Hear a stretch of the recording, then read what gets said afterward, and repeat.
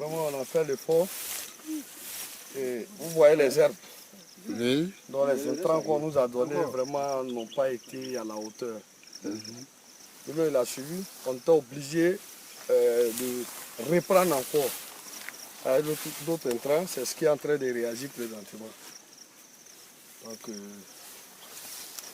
côté semence aussi, il y a la semence qui n'était pas trop de qualité. Bon, moi j'ai eu la chance au moins. Chez moi, ça a poussé. Aujourd'hui, comme on le voit, vous le constatez, on ne devrait pas être arrêté là à cause de l'eau. Vous voyez ça, c'est un riz qui a besoin d'eau. Dans cette année chez nous ici, ça a été le contraire. On est obligé de prendre la moto-pompe pour pouvoir sauver quelques coins où on peut avoir de la bonne semence. Donc on va parcourir le reste, au moins pour l'année prochaine, il va plus donner encore. Donc, quelle différence avez-vous constaté par rapport aux différentes qualités de semences? Non, là, chez moi, j'ai eu la chance. Cette année, pour moi, a poussé. Mais pour les autres, il y a d'autres qui ont fait des semis. Ils ont semé, ça n'a pas poussé. Ils étaient obligés de reprendre, mais malgré ça, c'est pas ça.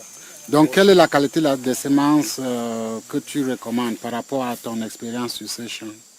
Moi, c'est le 8 à 9, mais avec de l'irrigation, avec des canalisations pour nous. Sinon, vous voyez, vous le constatez, s'il y avait l'eau, on ne peut même pas marcher ici. Ça, là, ça doit être rempli. Souvent même, il y a des semaines, il paraît, où c'est les pirogues qu'on prend pour traverser ici. Jusqu'à aller là, en pleine saison de pluie, on est en train de... Il est partant, il s'adapte à tout. Vous voyez déjà, ça, c'est pas en plein truc, en pleine plaine. Bon, mais il marche là, comme si c'était un riz aussi de, je ne sais pas comment dire, de plateau. Il s'adapte un peu à tout, mais il a besoin de l'eau. Donc pour ça, vraiment, il faut nous aider pour des motopompes, pour des systèmes d'irrigation aussi, comme on le dit, même si c'était d'aménager, voilà, des coins, des cours d'eau, des barrages même, comme on le dit. Vous voyez, là, on peut faire le champ. Moi, je l'ai dégagé, j'ai fait un débroussaillement mécanique. Vous voyez les troncs d'arbres là-bas. On a débroussaillé ça avec le bulle. Voilà. Donc, l'espace est là. C'est de savoir l'exploiter maintenant, de la mettre en valeur. Au moins, si on pouvait faire le champ, le riz 2 fois dans l'année, vraiment, ça serait plus bénéfique. Déjà cette année-là, où on compte sur une seule fois dans l'année, c'est un échec. On ne peut pas trop dire échec, mais le rendement ne serait pas trop ça. Et pourquoi? Vous dites? Pourquoi le rendement sera faible? Comme je le dis, vous le constatez ici, là, on devrait avoir de l'eau. Ici, la maîtrise de l'eau n'est pas. Tandis que l'eau a très gâté le riz des gens à San Pedro. J'ai vu ça à la télévision, mais nous, on a besoin d'eau ici.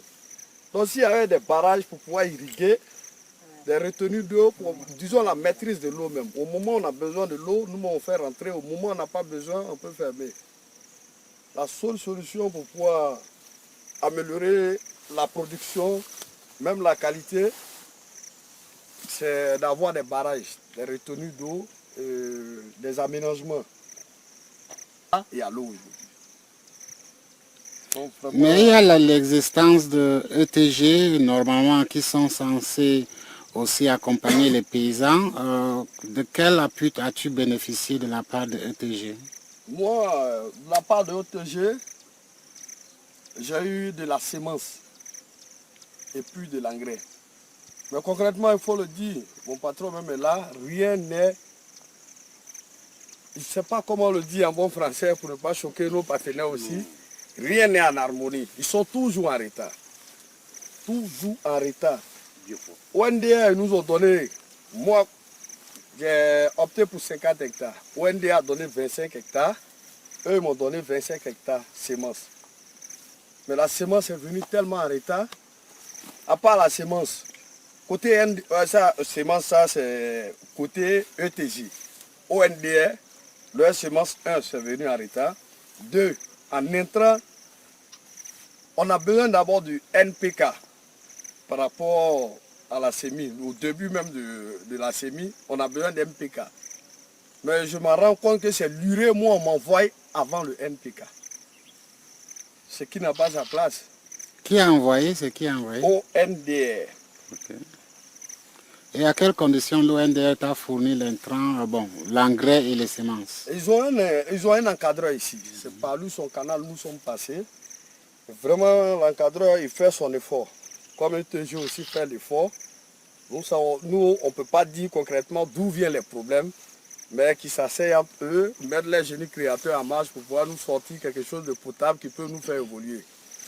Minimum, au maximum, disons, le mois d'avril doit trouver que tous les intrants sont en place. On est confronté même à des problèmes. Tu ne vas pas laisser ton champ où tu es en plein semis, tu as les problèmes, l'eau va prendre. Est-ce que je peux faire la semis à cause de la pluie? Bah, la saison, personne ne peut dire qu'il maîtrise ici. Et tu restes dans ton champ, on t'appelle pour dire non, ton bon est sorti. Mais le bon est sorti où? À Abidjan. Il faut te rendre à Abidjan pour aller prendre les intrants. Tandis que ton champ est là. Tu n'as personne pour suivre. Donc si vous pouvez avoir un détachement de ONDR dans notre région, vraiment ça serait la bienvenue.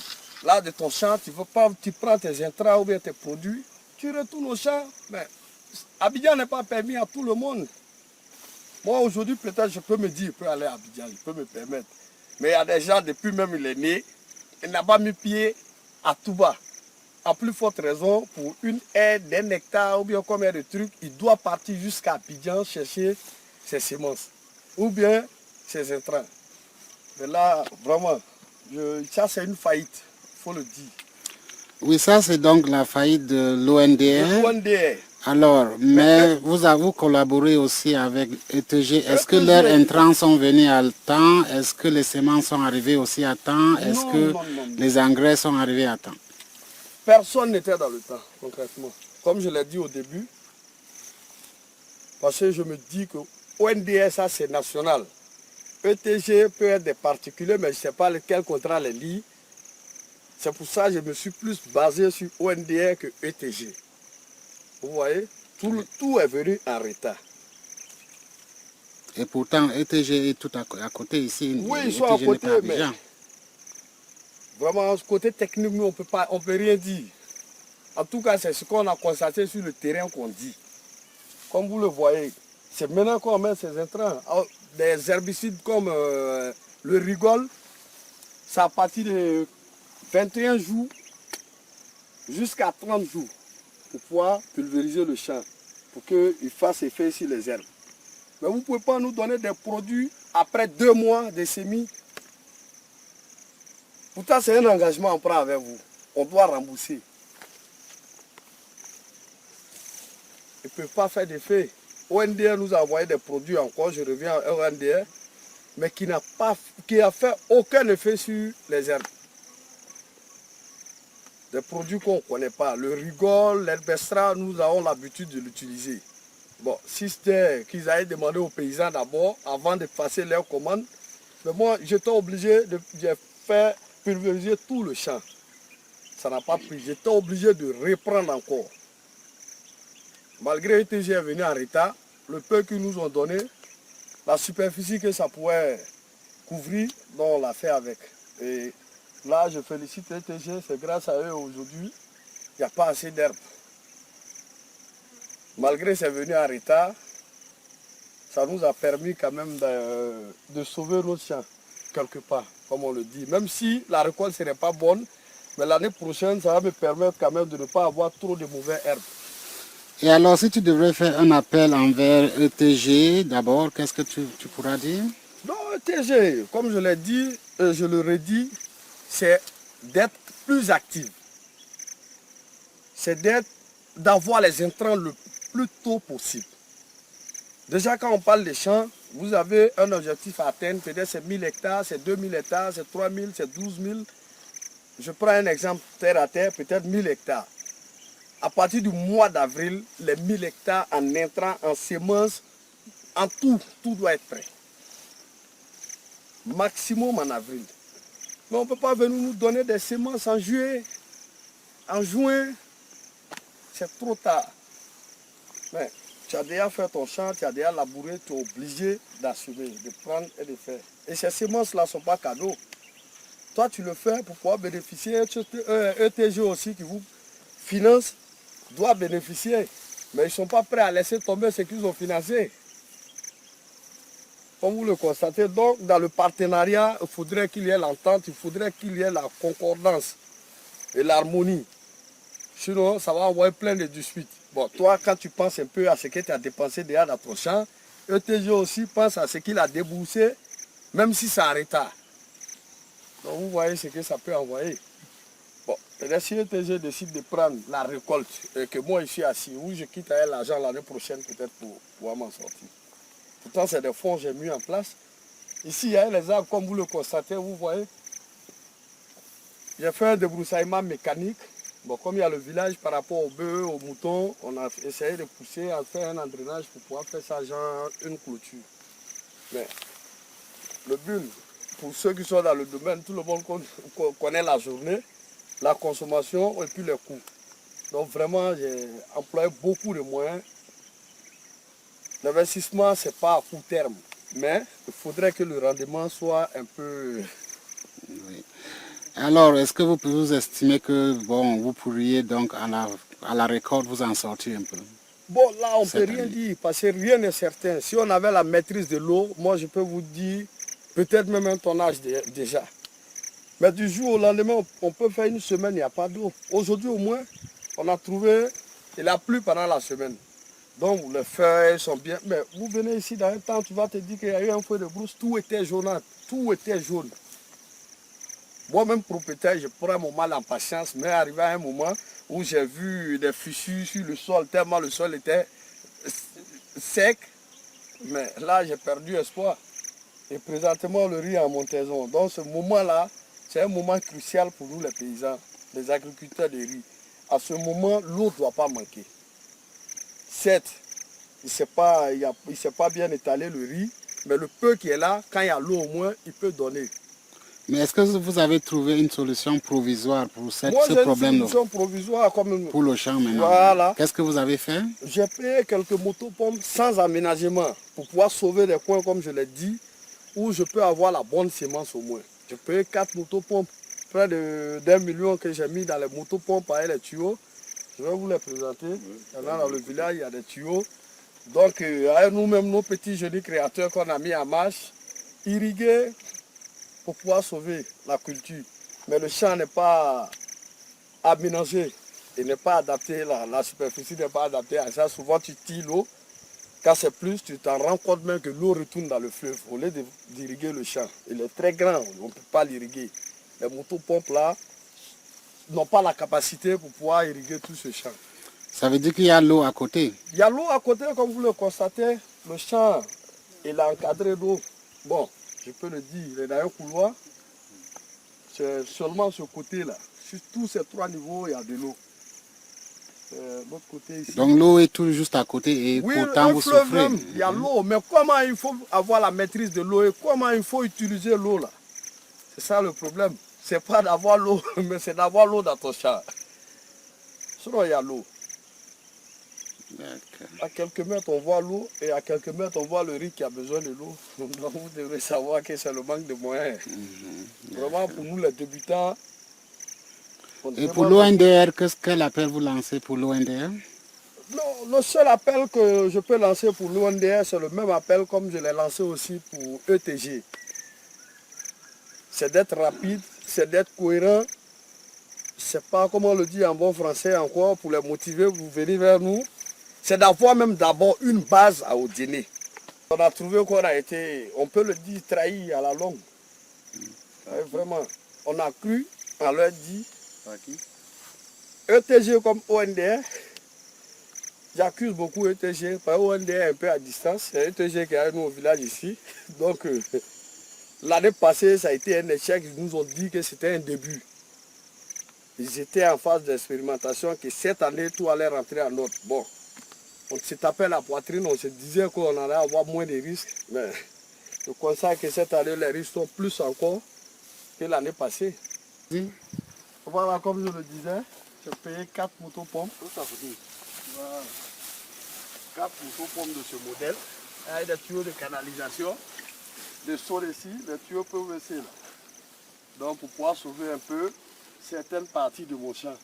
Pour avoir peut-être moi-même la semence le plus tôt possible l'année prochaine. Ne pas les retomber encore dans les mêmes problèmes que cette année. Donc l'année prochaine, vous comptez utiliser les semences provenant de votre champ? Bon, tel était mon objectif, hein, pour ne pas prendre un coup comme l'année passée, puisque les semences ne viennent pas le plus tôt possible.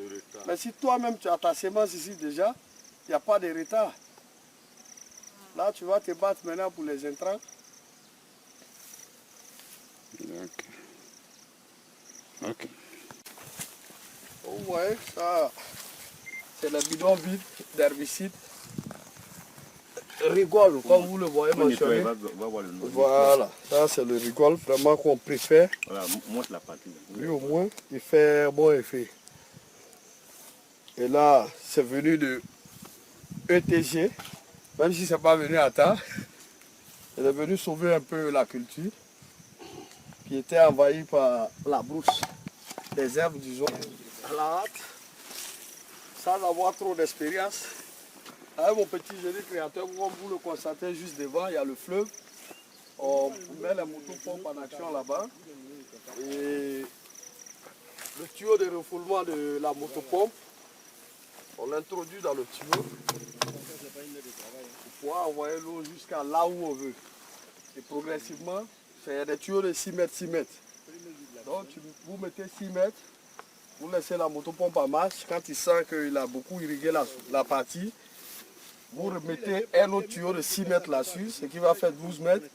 Vous laissez à peu près 10 minutes à 15 minutes, progressivement, jusqu'à où on se retrouve aussi. Et j'ai 2 comme ça. Bon, vous voyez, le champ il est très grand, de là à là. Peut-être comme là, on est dans l'angle, dans un petit coin, il peut atteindre un peu la fin du champ. Sinon, l'autre côté, on ne peut pas. Donc souvent, on était obligé même de supprimer d'autres motopompes par défaut de moyens pour pouvoir acheter ces tuyaux-là, pour utiliser tous les tuyaux pour une seule motopompe, pour que l'eau puisse aller un peu plus loin. C'est des petites motopompes, donc le début d'eau n'est pas assez. Et puis c'est essence, c'est des moteurs chinois pour pouvoir nous en sortir juste à un autre faible moyen.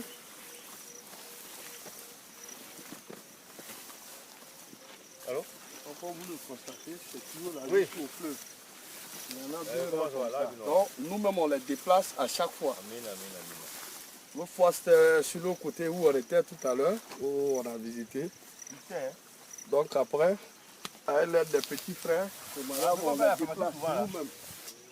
Donc on croit au président, on a foi à lui, on sait qu'il va avoir des solutions et les moyens pour nous. Mais le plus tôt possible. Vraiment quand on parle d'autosuffisance alimentaire, ça ne peut venir que d'ici. Vous croyez effectivement à l'autosuffisance Moi, je crois à alimentaire? l'autosuffisance alimentaire dans la région, dans le district. Je vais élargir un peu dans le district du Kabadougou. Il y a eu 24 000 hectares de plaine et de bas-fonds. Donc, comme je m'intéresse beaucoup à l'agriculture, j'ai toutes ces nouvelles. 24 000 hectares aménagés. Mais là, vous voyez déjà, au moins pour le district d'Odiéné seul, pas toute la Côte d'Ivoire, ça a aménagé au moins 2 fois la culture de riz dans l'année. Mais vous voyez ce que ça peut nous donner.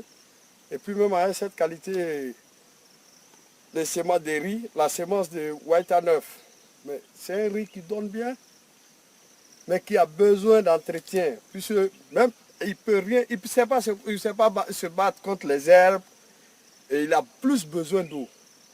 Je reviens là-dessus, un barrage ou même des barrages le plus tôt possible pour sauver la culture, pour ne pas être dans ce genre de problème encore. Vraiment, je suis jeune comme vous le constatez. J'ai pris mon mal en patience, mon courage. On a mis l'entreprise derrière. On s'est dit que ça, la terre, quand tu lui donnes, il te rembourse. Pour nous, comme on l'a toujours dit, la terre ne trahit jamais. Mais moi, je constate un peu le contraire aujourd'hui. Mais j'espère que ça va s'améliorer. Ça, c'est des phénomènes naturels. Mais Quand on mécanise un peu, et puis d'ailleurs on a besoin de bons engins, des tracteurs, des motopompes comme il le faut. Même présentement là où on est, on finit la récolte de riz, ça n'a pas marché certes, mais on peut faire l'oignon, le piment, un peu de tout ici, puisqu'on a l'eau juste à côté.